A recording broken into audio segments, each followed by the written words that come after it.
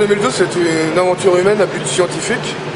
C'est-à-dire qu'au niveau du pôle Nord géographique, il y a toute une zone autour où les satellites à orbite polaire, les satellites scientifiques à orbite polaire n'ont pas accès en fait. Ils ne passent pas pile exactement autour du pôle Nord. Donc il y a toute une pastille où il n'y a aucune donnée. Et le pôle Nord se trouve au milieu de l'océan Arctique, la première côte à 800 km.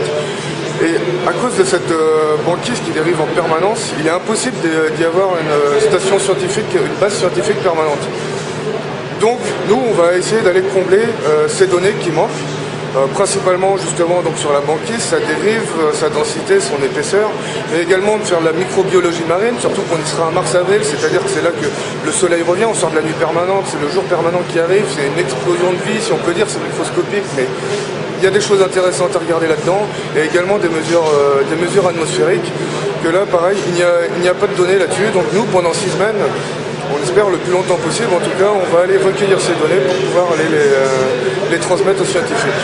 Ça va être 6 semaines dans des conditions arctiques, au milieu de l'océan Arctique, effectivement, extrêmes, et c'est pour ça qu'on s'y prépare dès maintenant, par étapes, pour être dans les meilleures conditions en mars 2012 lorsqu'on sera là-bas, parce qu'une fois qu'on est là-bas, il n'y a pas de détail. N'importe quel détail peut faire tout capoter.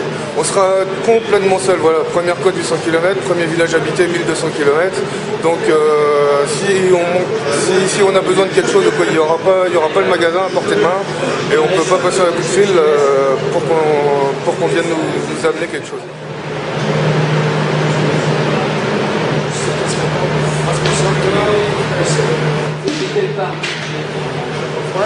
On sera là, on va devoir faire pas mal d'efforts physiques parce qu'on aura 150 kg de matériel à trapper. On va essayer de se rapprocher au maximum des conditions de l'expédition pôle Nord 2012, donc aura lieu en mars et avril 2012.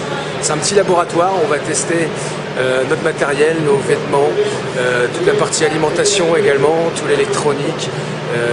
Et puis aussi on va échanger avec des spécialistes du milieu polaire, des scientifiques, etc. On va essayer de se projeter un peu dans cette expédition. Et puis aussi on va essayer de la faire partager. Hein. C'est vrai que c'est un peu une occasion de faire partager ça au grand public. Et puis aussi appeler les sponsors, il manque des fonds aussi pour boucler le budget. Et donc, voilà. Alors là il fait moins 28 degrés. C'est un grand entrepôt, hein, vous allez voir, c'est très industriel.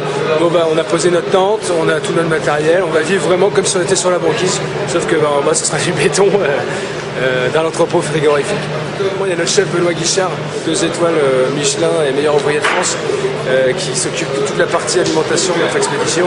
Et là il est en train de travailler, on va tester différents types de nourriture lyophilisée, voir qu'est-ce qui est bon, qu'est-ce qui est pas bon, les rapports calorifiques, etc.